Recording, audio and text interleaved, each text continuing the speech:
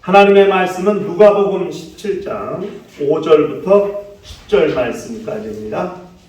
누가복음 17장 5절부터 10절 말씀까지입니다. 찾으셨으면은 한 절 한 절씩 교독을 하도록 하십시다. 누가복음 17장 5절부터 10절. 사도들이 주께 여짜오되 우리에게 믿음을 더하소서 하니 주께서 이르시되 너희에게 겨자씨 하나일 만한 믿음이 있었더라면 이 뽕나무더러 뿌리가 뽑혀 바다에 심기어라 하였을 것이요 그것이 너희에게 순종하였으리라. 너희 중 누구에게 밭을 갈거나 양을 치거나 하는 종이 있어 밭에서 돌아오면 그더러 곧 와 앉아서 먹으라 말할 자가 있느냐? 우리요 그더러 내 먹을 것을 준비하고 띠를 띠고 내가 먹고 마시는 동안에 수종 들고 너는 그 후에 먹고 마시라 하지 않겠느냐?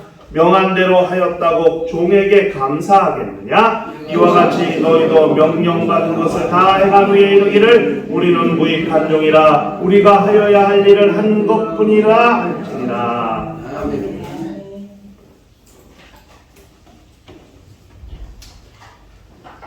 우리 신앙생활은 믿음으로 사는 삶을 말하는 것입니다. 이 믿음이라는 것은 한 번 소유했다고 그것이 계속 유지되는 것이 아닙니다. 그렇기 때문에 성경은 믿음은 들음에서 나며 들음은 그리스도의 말씀에서 온다고 그렇게 로마서 10장 17절에 말씀했습니다. 계속 들어야 돼요. 믿음이 유지되려면. 말씀을 계속 상고해야 되는 거예요. 그래야 믿음이 유지되는 겁니다. 그런데 잘못 오해하거나 착각하는 신앙인들이 있어요. 뭐냐? 한 번 소유한 믿음은 계속 유지된다고 생각하는 거예요. 그렇기 때문에 한 번 구원받았으면 그 구원이 계속 유지된다고 생각하는 거예요. 그렇다면 가난한 신앙인들이 왜 있겠어요? 세상에 나가보면 젊었을 때 신앙생활 하다가 지금은 안 하는 사람들이 많이 있어요. 초등학교, 중학교, 고등학교, 대학교까지, 군대 갈 때까지, 군대 제대 신앙생활 하다가 했는데 지금은 안 하는 사람도 있어요. 같이 일하는 기사 중에 전도사로 사역했던 애도 있어요. 그런데 결혼한 다음에 가정 생계 책임지려고 다 때려쳤어요. 하나님의 부르심을 받았음에도 교육자로서의, 목회자로서의 삶을 포기한 그런 기사도 있더라고요. 주일날 예배는 드리러 나가는 것 같습니다만, 그러나 삶을 보니까 그렇게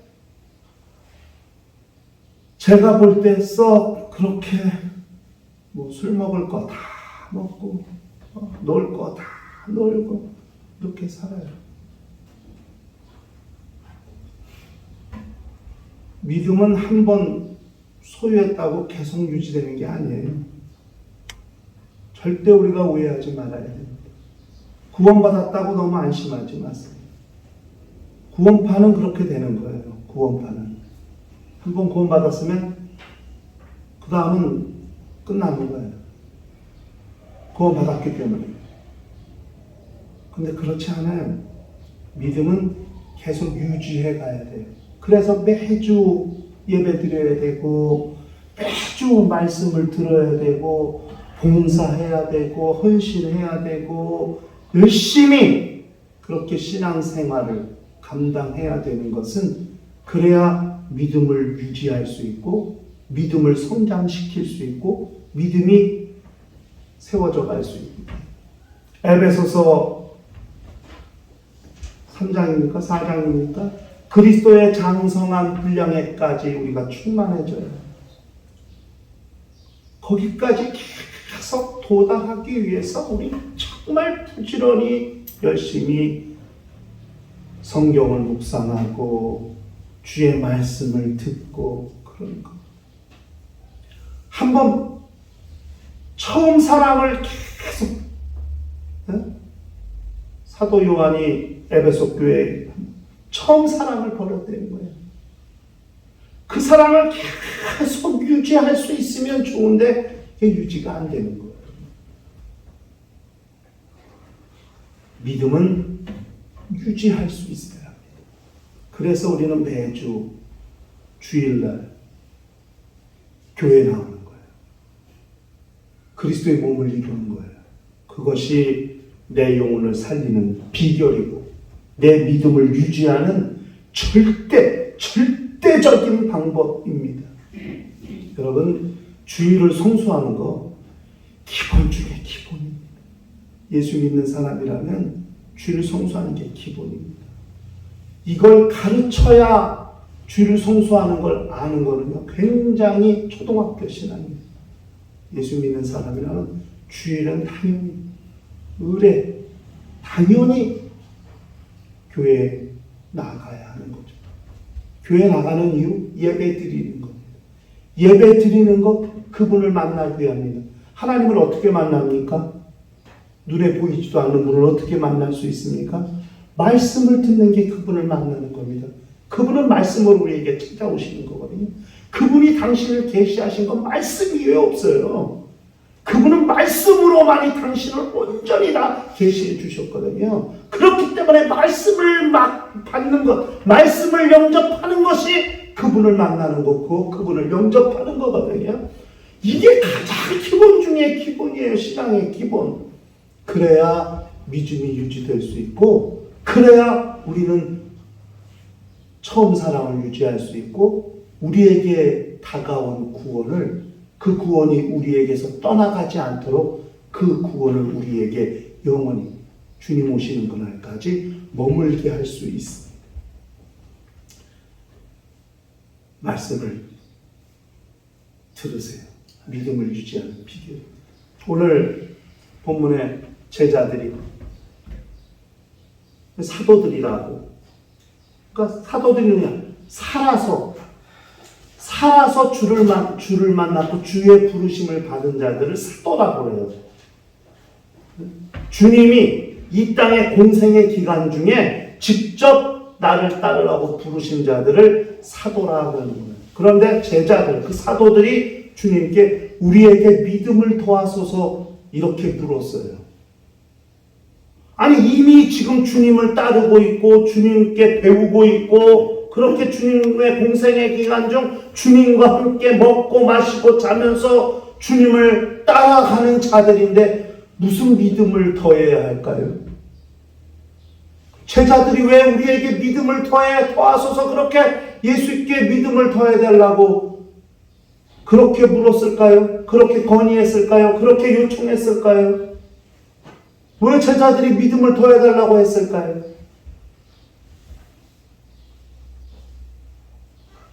그 전에 누가복음 10장 5절, 4절까지 1절 주님이 뭐라고 그러셨냐면 형제가 잘못하거든 경고하고 형제가 용서를 구하면 용서해 줘라. 하루에 7번이라도 너희한테 잘못했는데 7번이라도 너희한테 와서 잘못했다고 하면 용서해 주라 그랬어요. 하루에 7번씩이라도 용서할 수 있는 그게 보통 믿음은 아니거든요. 사람으로서. 아니, 한두 번 실수할 수 있지만 3번, 4번 똑같은 걸 계속 그 사람이면 그게 화가 나고 열이 받고 이제 그 잘못했다고 하는 게 그게 진짜인지, 늑대소년처럼, 그쵸? 늑대가 나타났다! 그러니까 사람들이 확 몰려 나왔잖아요? 장난친 거예요? 또 조금 있다가, 늑대가 나타났다! 사람들이 또 나왔어요. 죄송해요? 심심해서 장난 한번 쳤어요? 3번은 속았어요. 그럼 4번째 진짜 늑대가 나타났어요. 사람들이 아무도 안 해요. 그런데 똑같은 실수를 자기에게 7번이 있는데 7 미안하다고 하면 그 7번 다 용서해 줘야 돼. 이게 보통 믿음은 아니잖아요. 그 말을 들은 거예요. 7번이라도 용서해 주라. 제자들도 아무리 믿음이 있어 이게 보통은 아닌데 이게 쉬운 일은 아닌데 이렇게 생각한 거예요. 주님을 따라다니고 있어요. 가는 곳곳마다 바리새인들이 주님을 핍박하고 욕하고 시비 걸고 이게 주님 따르려니까 이게 보통 힘든 게 아니구나. 제자들 안에 이렇게 생각했을 수도 있죠. 오죽하면 예수께서 마태복음 16장 24절에 이에 예수께서 제자들에게 이르시되 누구든지 나를 따라오려거든 자기를 부인하고 자기 십자가를 지고 나를 따를 것이냐 이렇게 말씀하셨습니다. 이 십자가를 지고 주님을 따른다는 게 이게 참 쉬운 일은 아니에요.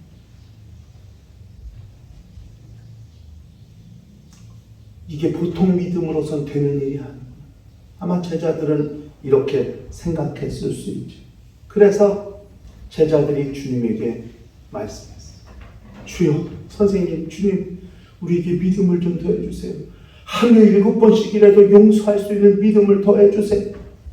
어딘가 핍박받으면서도 십자가 지고 주님을 따라갈 수 있는 그런 믿음을 좀 우리에게 더해주세요.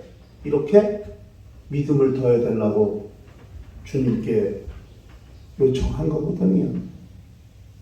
그런데 주님은 그런 사도들, 제자들의 요청에 대해서 주님이 무엇이라고 말씀하셨는지 그것을 우리가 잘 상고하면서 우리는 어떤 믿음을 소유하고 어떤 믿음을 유지해야 되는가를 함께 좀 생각해 보고자 하는 겁니다.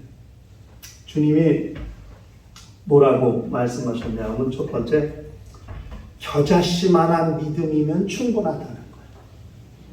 너에게 겨자씨만한 믿음이 있었다면 이 뽕나무더러 명하여 바다에 던지우라 하면 뽕나무가 그대로 순종해서 바다로 간다는 거예요. 이게요, 이 말씀을 잘 제자들에게 겨자씨만한 믿음도 없다 이렇게 말씀하신 게 아니에요. 이 말씀을 들을 때마다 우리가 찔리자. 그럼 나는 믿음이 겨자씨만도 못하다는 건가? 아니 지금 가가지고 신현초등학교 저 길에는 벚나무다. 야! 너 저기 어디로 가? 그럼 가나? 나는 안 가잖아. 그럼 나는 내가 가진 믿음은 겨자씨만도 못한 믿음인가? 아무것도 아닌가? 이렇게 생각할 수 있잖아요. 그런 말씀이 아니에요. 제자들이 믿음이 겨자씨만도 못하다. 오늘 이 시대를 사는 우리 신앙인들의 믿음이 겨자씨만도 못하다는 이야기를 하시는 게 아니라 믿음은 아무리 작아도 결국 이루어낸다. 이 이야기를 하시는 거예요.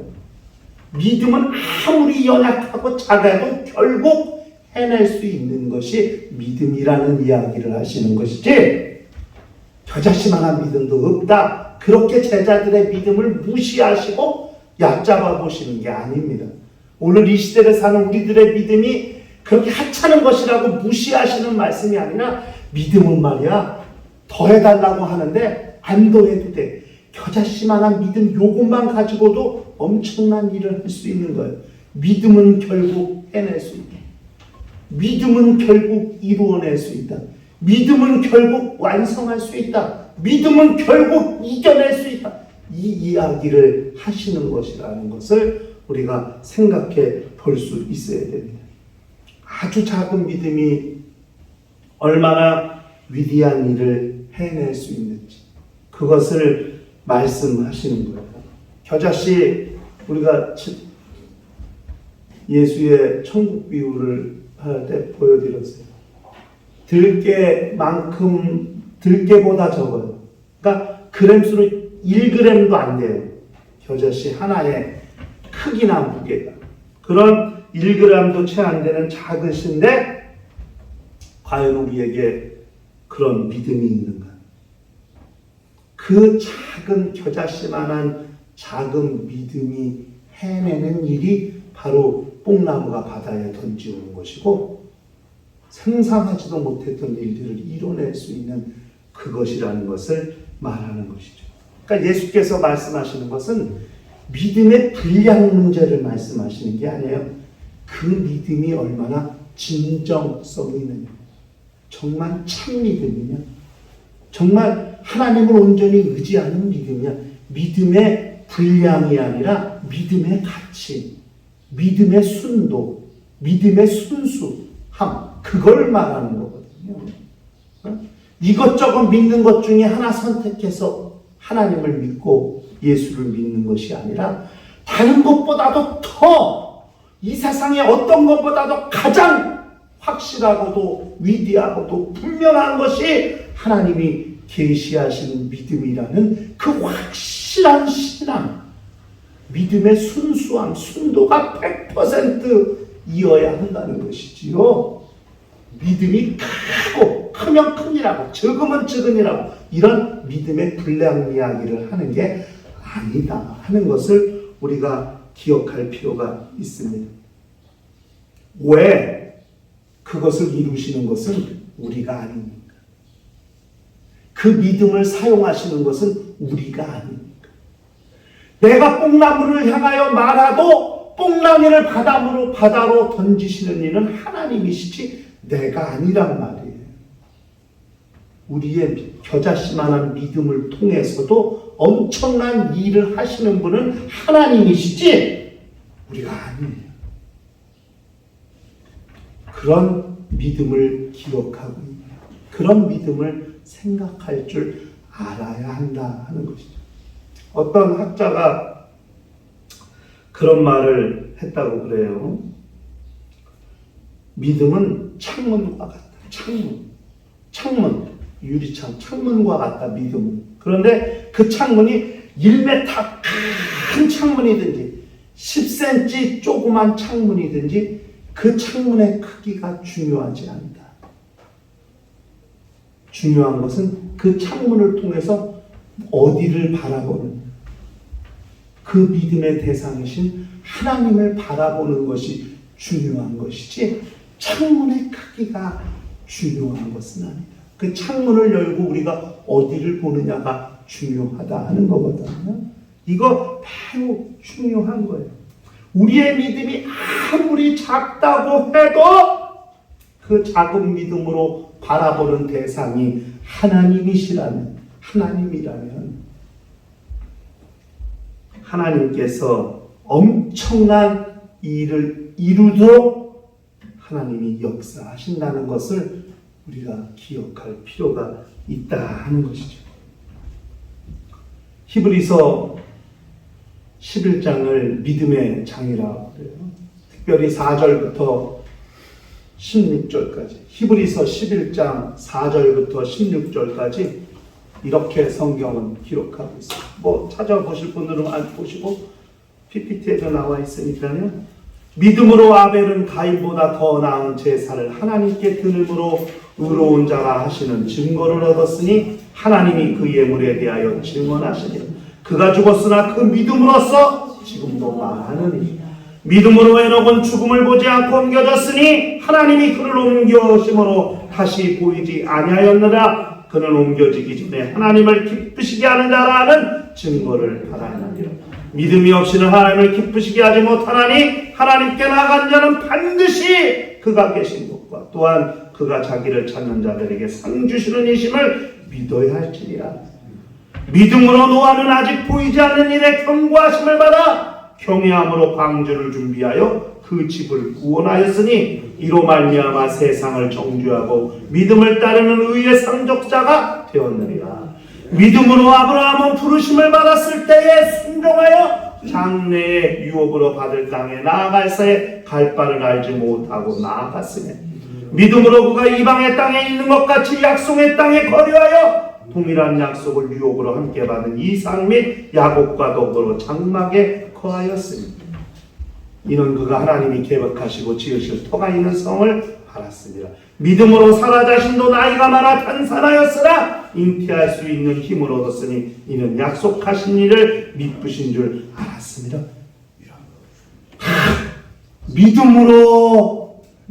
믿음으로 누구는 다 불가능한 일을 가능하게 만든 믿음의 선진들의 이야기가 히브리서에 기록되어 있습니다. 아브라함 75세 하나님의 부르심을 받아 175세에 죽었어요. 아브라함 100년 동안 하나님을 따른 자예요. 고생 많이 했어요. 아브라함. 야곱도 마찬가지, 이삭도 마찬가지.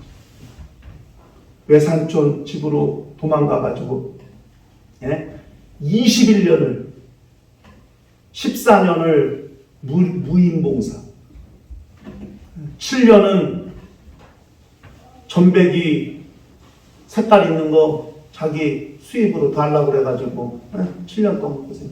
그렇게 21년을 그렇게 고생하면서 외삼촌 집에서 온갖 천대 받으면서 그렇게 살았어요. 이게 과연 믿음 있는 자들이 그렇게 감당할 수 있는 일입니까? 여러분 14년 동안 돈 한 푼 받고 일하라면 일할 수 있겠어요?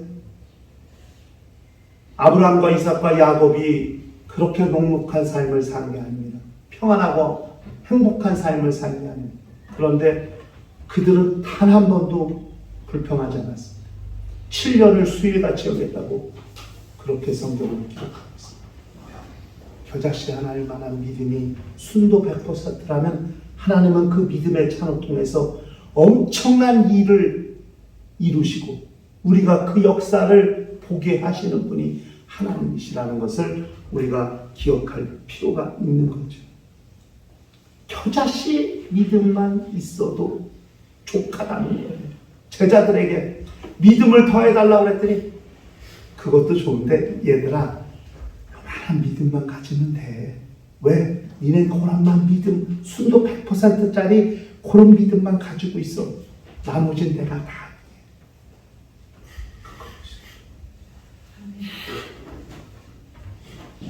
두 번째는 그 믿음을 가진 자들이 겸손해야 한다는 사실을 말씀하는 거예요. 그러니까 무익한 종에 대한 비유는 겸손하라 하시는 주님의 말씀이라는 것을 알아야 됩니다. 믿음이 해난 일이기 때문에 하나님을 의지하고 그분을 사랑하는 믿음이 해낸 일이기 때문에 교만하거나 거만하거나 자랑하지 말라는 거예요. 예수께서 말씀하신 비유를 통해 그것을 말씀하고 계시는 겁니다. 본문에 나오는 이 종은 숙식을 제공받는 종입니다. 그러니까 아침에 출근했다가 그 집에서 일하고 저녁에 퇴근하는 종이 아니에요. 그 집에서 먹고 사는 거예요. 때로는 품삯도 받지만 자원해서 그 집에 종으로 들어온 거예요. 그 당시엔 그런 풍습이 있었나 봐요. 예수 당시에는. 그러니까 부자의 집에 종이 여러 명이 있는 거죠.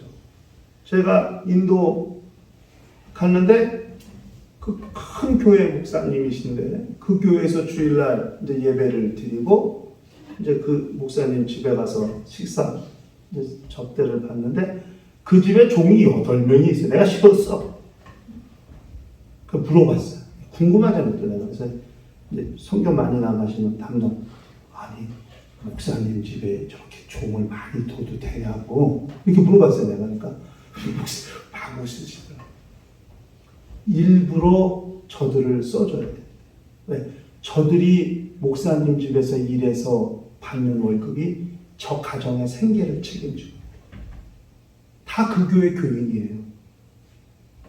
그러니까 바울이 오네시모에 대해서 기록한 것처럼 종이죠. 오네시모라는 사람은 종이죠. 그런데 그 종을 구박하지 말라는 거예요. 그 당시 사회적인 풍습이 집에 종을, 우리도 조선시대 때 집에 종들이 있었잖아요. 노예 문서도 가지고 있었고. 그러니까 근데 이거는 뭐 무슨 일을 잘못해서 죄인들을 어떤 노예 시장 가서 돈 주고 사오는 게 아니고 자원해서 들어오는 거예요. 나 이 집에 종으로 살겠다고. 자원해서 왜? 먹고 살 게 없으니까. 그래서 가족을 책임지고 가족의 생계를 책임지는 그런 사람들이 있었나 봐요. 그러니까 먹고 자고 품삯도 받고 그 집에서 사는 거죠. 그러니까 이 주인은 좀 넉넉한 사람인 거죠. 거처가 방이 여러 개가 있었겠죠. 종이 쉴 수 있는 방도 제공하고 또 숙식까지 제공하니까. 근데 바탕에 가서 일하고 왔다고 고생했네? 어이 식사하서 이렇게 안 한다는 거예요. 이랬나? 그럼 저 식사 준비해야지. 그럼 종이 예! 가서 씻고 이제 주인을 해서 식사 준비하고. 그래? 밥 먹을 동안 주인이 뭐 반찬 더 드릴까요? 물 떠다 드릴까요? 다 수정 드리고. 그래 밥 다 먹고 하면 설거지 다 그렇고 하는 거예요. 그렇다고 그 사람 수고했다고 그 사람한테 감사하거나 그러지 않는다는 거예요. 왜? 종이 자기 할 일을 하는 것이니까. 그래? 종은 그것 때문에 자기가 애썼다고 왜 나한테 이렇게 푸대접하냐고 이렇게 생각할 필요도 없고, 주인은 그 사람이 당연히 자기 할 일을 했기 때문에 그 사람에게 고마워하거나 감사할 필요가 없고. 주님 얘기하시는 거예요. 그냥 다만 무익한 종이다. 여기 무익하다는 건 쓸데없다 이런 말이 아니에요. 그거 했다고 큰 보상을 바라거나 이익을 바라는 것을 생각하지 않는 그런 종이라는 거죠. 하나님이 우리에게 주신 믿음으로 말미암아 그 믿음을 사용하셔서 그분이 일하셨다면 그분이 받으셔야 할 영광이지 내가 그 영광을 받아야 된다고 생각하지 마라. 우리는 그런 종인 존재들이라고 주님이 그렇게 말씀하시는 겁니다. 우리는 그런 종, 무익한 종이라. 주님이 무익하다는 표현, 무익한 종이라는 표현을 쓰신 것이 그 믿음 있는 자들을 무시하거나 그 종을 무시해서 그런 게 아니라 어떤 이익을 바라지도 않고 바랄 수도 없고 바라지도 않아야 하는 그런 존재들이라는 사실을 그걸 기억해요. 그래서 교회가 봉사라는 것을 통해서 운영이 되는 거거든요. 교회에서 식사 봉사하고 봉사했다고 교회에서 그 사람들한테 사례 주지 않잖아요. 봉사한 것이잖아요. 이건 하나님께서 우리를 그렇게, 그 상은 나중에 주님 앞에 갔을 때 하나님께서 우리에게 보상하시는 것이지 그렇게 보상하지 않습니다. 교회는 봉사를 통해서 운영이 됩니다. 참 안타까운 것은 요즘 교회가요, 봉사할 사람들이 없대요. 큰 교회들. 그래서 청소 용역을 써요. 교회 청소를 용역을 돈을 주고 쓰는 거예요. 교회가 봉사, 성도들의 자원하는 봉사를 통해서 교회가 운영이 돼야 될 텐데 청소하는 것도 돈을 주고 청소시키고, 식사 봉사할 사람이 없어서 식사도 외주업체다가 맡겨서 돈 주고 식사도 만들고, 이렇게 교회가 운영이 되는 현실이 있어요. 매우 아쉽고 안타깝죠.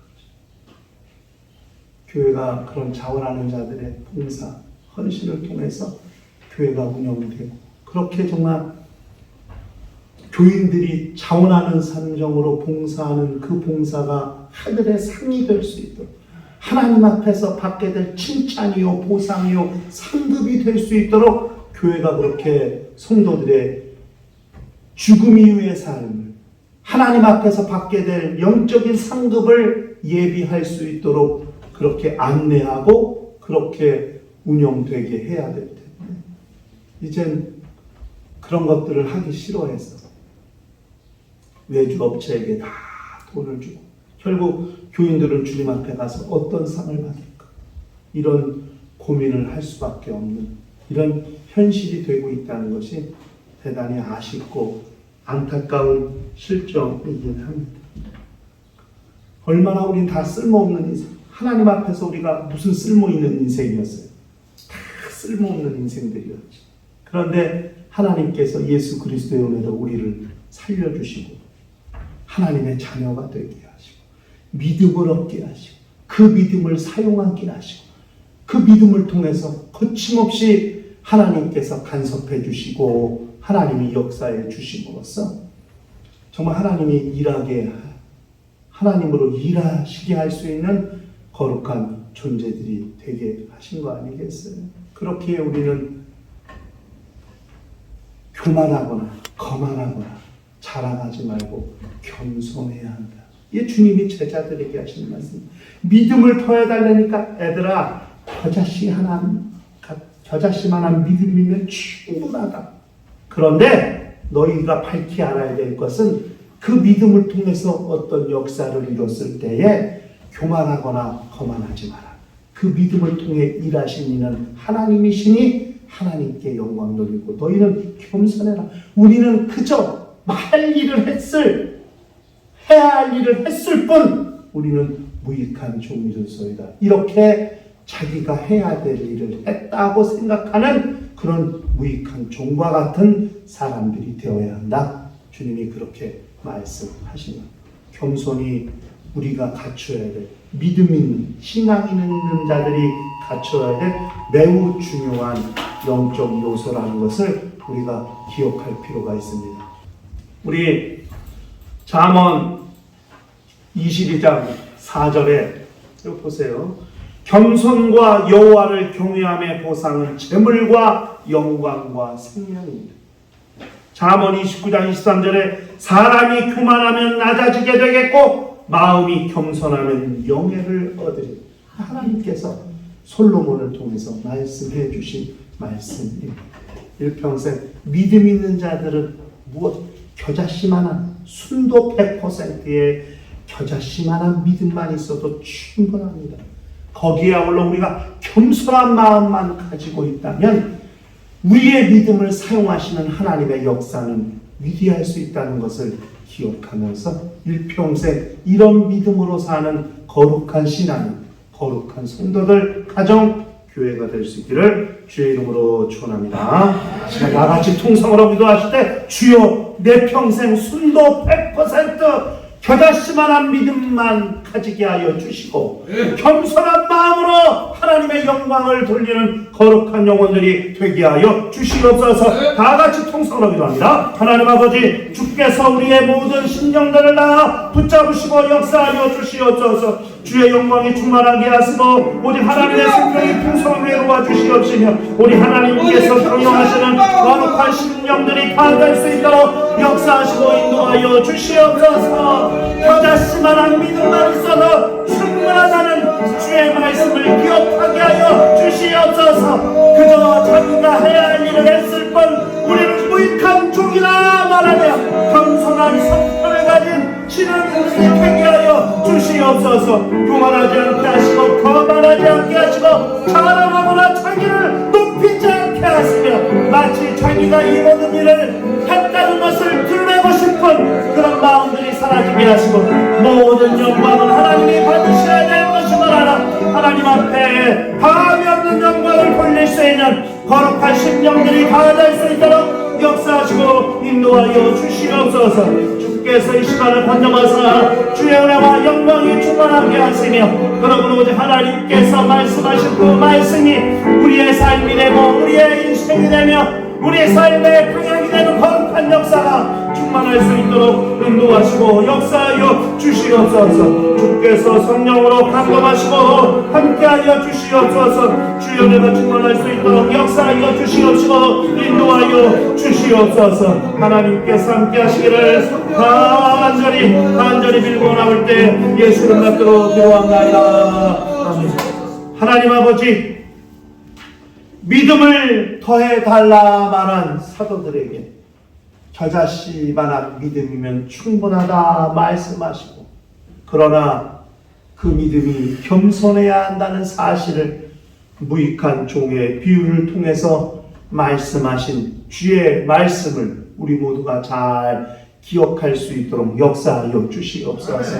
이 세상은 믿음으로 살아야 한다는 것을 알게 하시되 우리의 믿음이 순도 100%짜리 겨자씨만한 믿음이면 충분하다는 주의 말씀을 기억하게 하여 주시옵소서. 그러나 마치 자기가 모든 것을 다 한 것처럼 자기를 높이거나 교만하거나 교만하지 않게 하시고 겸손하여 하나님 앞에 영광을 돌릴 수 있는 거룩한 심령과 가정과 교회가 되게 하여 주시옵소서. 주 예수 이름 받들어 기도하옵나이다. 아멘. 이제는 우리 주 예수 그리스도의 은혜와 하나님 아버지의 극진하신 사랑과 보혜사 성령님의 교통하시고 역사하시고 인도하심 일평생 주의 말씀을 기억하여 겨자씨 만한 믿음으로 세상 가운데서 믿음의 권속으로 사는 심령과 가정과 교회 위에 이제로부터 영원토록 함께 있을지어다.